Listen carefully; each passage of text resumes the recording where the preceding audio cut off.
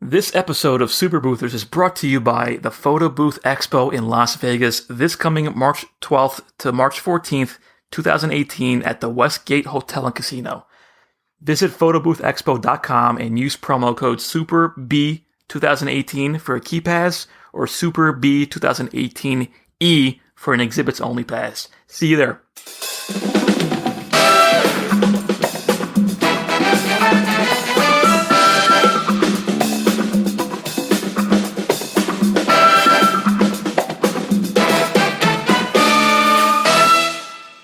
Hello and welcome to Super Boothers. My name is Ryan. And I'm Ismail.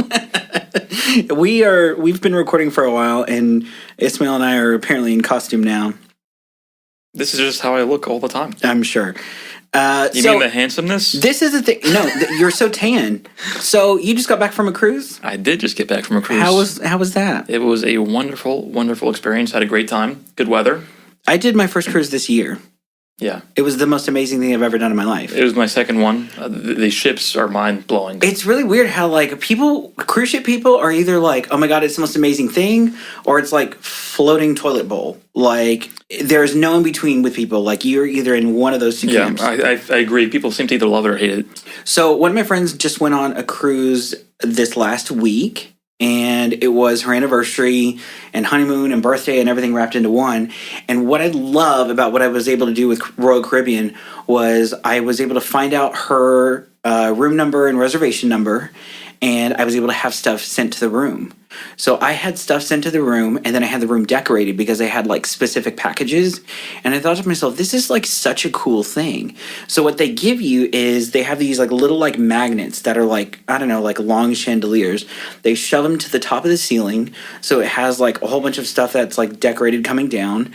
They have stuff that they put on the door. They have stuff that they put on the mirror. And then they have like a little 5x7 frame. I thought, how genius is that they give you, or give like the person that sets this up like a little package and just says, hey, do this. There have been like marketing teams and designers that have like spent hours and hours and hours creating these things just for like them to like sell it $40 a pop super quick. Yeah, I mean, I also like to kind of look at these other big companies out there and see what they're doing and apply it to our own industry. And the fact, I mean, think about it. A lot of people that go on vacation are celebrating an occasion, whether it's a birthday or an anniversary or a honeymoon or whatever it is. And people want to be giving them gifts, right? So again, it goes back to something we talked about before, looking at what your customers want or what they're doing and responding to it. So it's really easy when you look at business that way, right? You just look at what the customers want to do and you just get out of their way and enable it. And I think what you liked about Royal Caribbean is that they allowed you to be able to do that. You wanted to give a gift to your friend, and instead of making it difficult and having to jump through these hoops, it was very easy for you to do that. Well, there was some website issues, but for the most part, yes, it was ridiculously easy.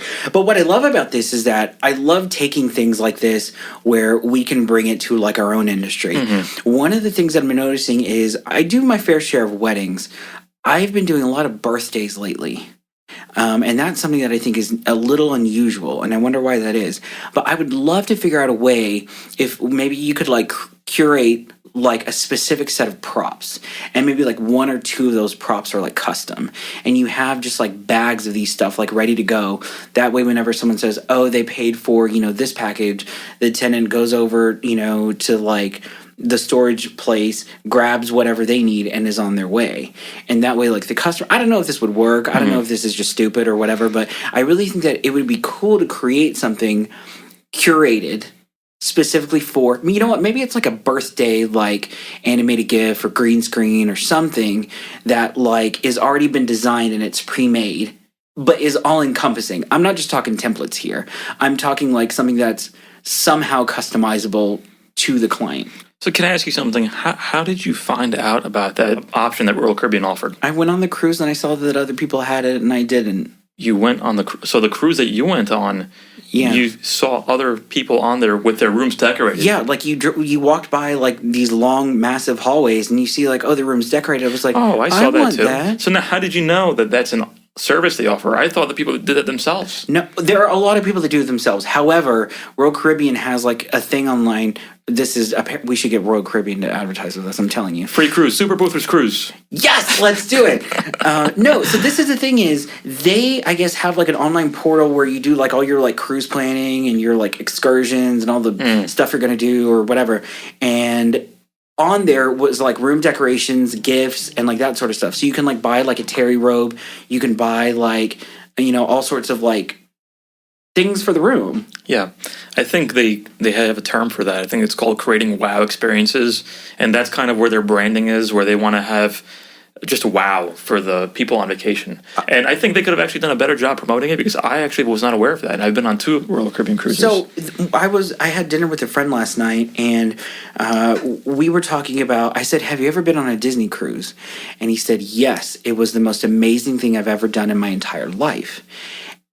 I have never met anyone that went on a Disney cruise that said it was the shittiest week of their life. I don't think I've ever experienced that. And I wonder what goes in to making that experience happen. Like I said, the Royal Caribbean has the wow focus. I think Disney has the magic. And it's hard to... I don't know what elements you put in place to do that. I went to Universal Studios last week, and while it was fun and all great, I told Ryan the same thing before. It doesn't have that feeling when you're there, the Disney magic. Well, there goes Universal as the sponsor for Super Boosters. Sorry, guys. I had a great time. I love Harry Potter. But how do you take that and apply it to your photo booth business? How do you implement things that give that feeling to your customers? Whenever I was a florist and there was a lot I had going on in my life, and if you come to a live event, I will absolutely tell you what happened.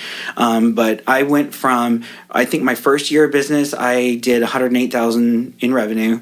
I think in year 4, I was at like 1.4 million. And that was a little bit much. It is a lot for one person to sell and service and produce. It is just far too much, and I'll never do that again. And Mariah Carey's like, "I'm tired." I'm like, "Girl, you got no idea. You got nothing on me." But that was the thing is, to do what we do, you have to have stamina. I mean, I'm very unique in the fact that I travel a lot for what I do. I get clients in New York, clients in LA, clients in Vegas, clients in Dallas. I mean, where do you want me to go? Shove me on a plane. I'll go do it. This is the thing is, I think it's the amount of care that goes into what you do. But point is, what I'm getting at is, once I left that business, I took a job for the first time in my entire life. I have never worked for anyone other than myself. How'd that go, Ryan? It didn't go well, let me tell you that. Because I walk in and well, you know what? I take that back. It was half well, because first of all, I joined a very large company that created a position for me. They wanted my client list, and literally, I think that one of my friends was working for them. He said, "You need to email this person your resume." I didn't have a resume. I sent my client list. I was like, "Here's some of the stuff I've done." Sent some photos. That was on Thursday. I did that at 11 p.m. Friday at 7 a.m. I got a phone call saying, "When can you come in?" I said, "I'm actually coming into town this week." They're like, "How's Monday?" I said, "I'll see you Monday at 9.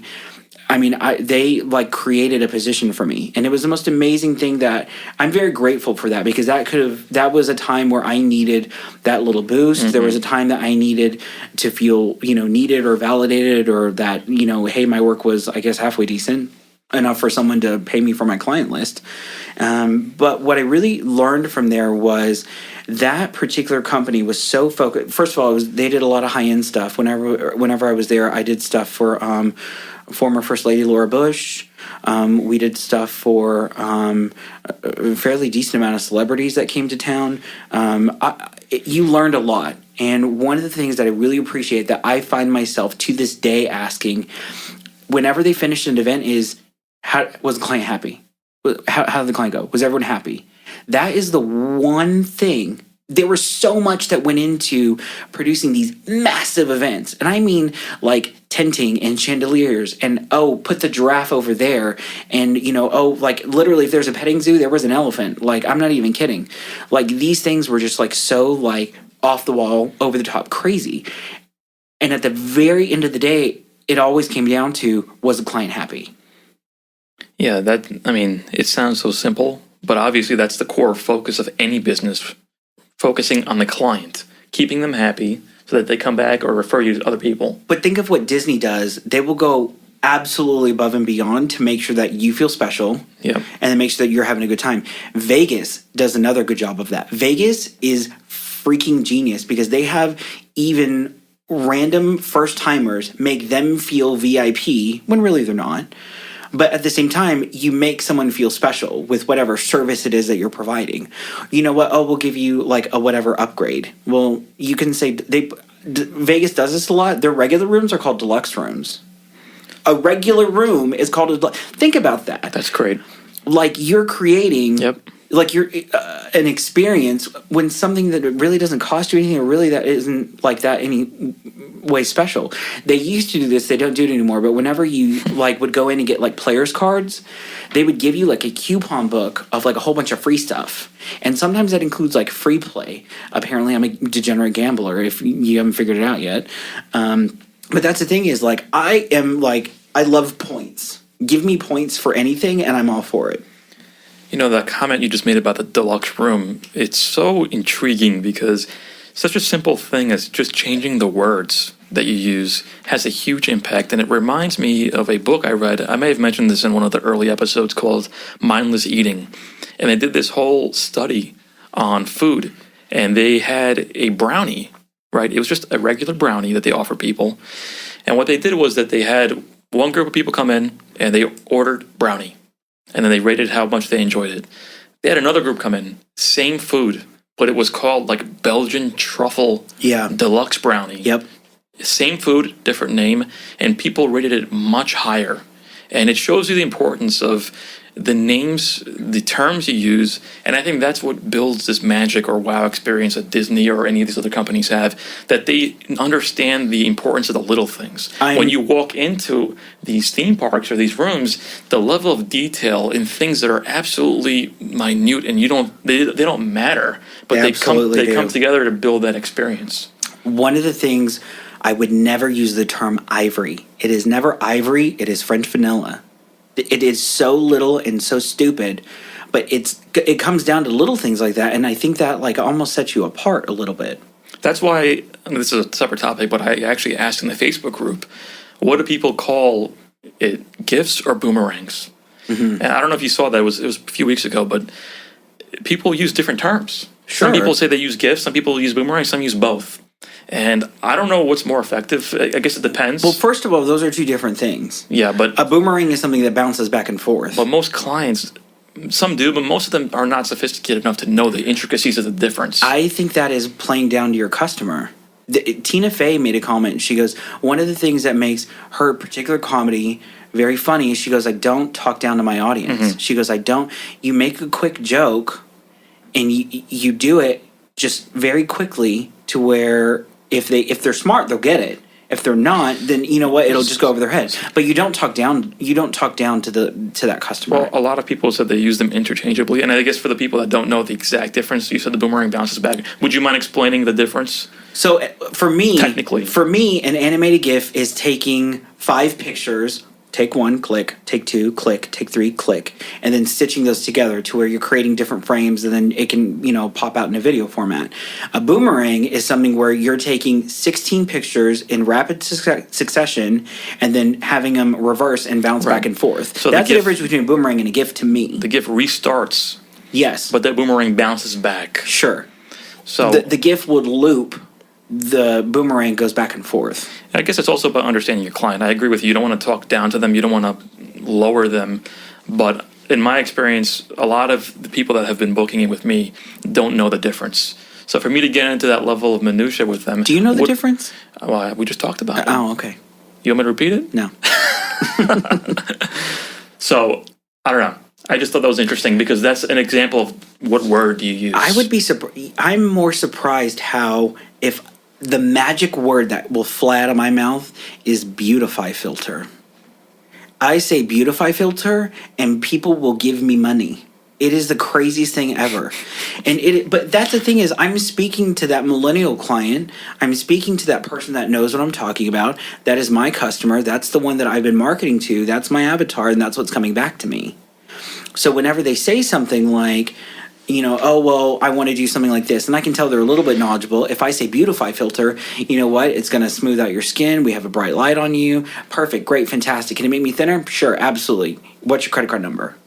Like, that's just what it comes down to. So we've been touching on a couple of things. I think that back to that Royal Caribbean experience, it's really opportunity for easy upsells, right? So what can photo boothers offer to their clients that falls in that category?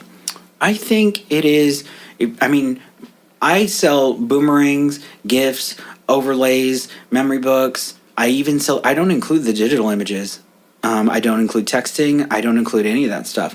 My bare bones booth, it will take 3 pictures and print out strips. That's it. Anything else other than that is a la carte. I do a la carte pricing just because I like the ability for the client to control what they will and will not use.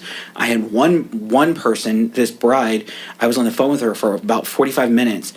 She explained to me everything that she wanted. She goes, well, I want the booth from 5 to 6. Then I want it to stop, and then I wanted to go from 7:30 to 10:30. So what I did there is, okay, well, I can do this rate, I can do this rate, and then you also have to pay for the time that the booth is there, the idle time where it's not running, but I still have to pay the employee. And she was like, and it would come out to far more than what some other company was going to charge her for the full time. I said, go with the other company. Only because I have done my numbers and I have the math to back it up. That's the big difference. Yeah, and I think the other thing to keep in mind is the little elements that come into play to create an experience that is not just luxurious or high-end, but it stands out in the mind of the customer. For example, my wife and I went to a great restaurant last night, a famous restaurant in Beverly Hills, and when we walked in the door, we didn't have to even tell them who we were. Right, so I like to go to these high-end places and like pay attention and observe how they handle things. It's so crazy. They knew as soon as we walked in what occasion we were celebrating. Yep. They knew where we were seated. Yep. They didn't ask us anything. It was a warm greeting.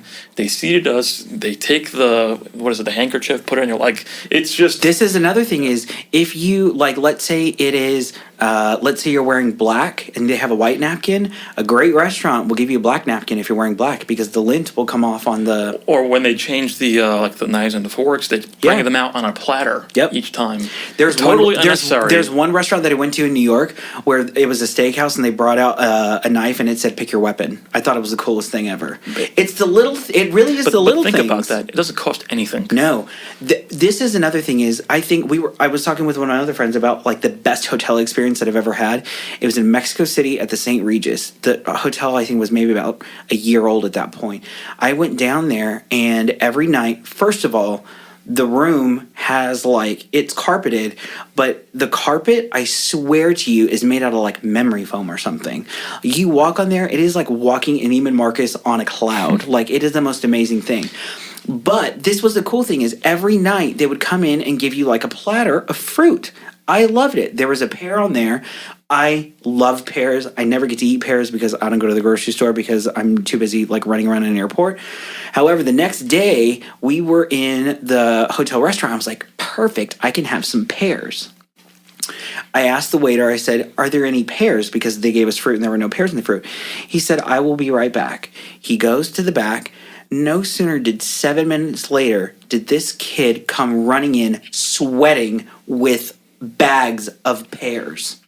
I go, did he just run in and go out and get pears for me?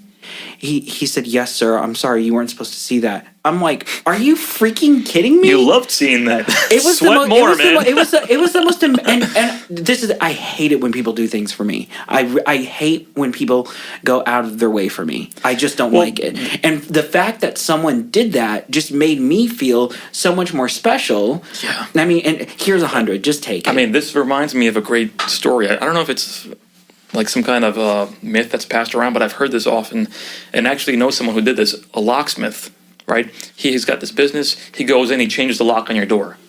Gets done in 10 minutes. Charges $100, let's say. And the client is like, whoa, you just did that in 10 minutes.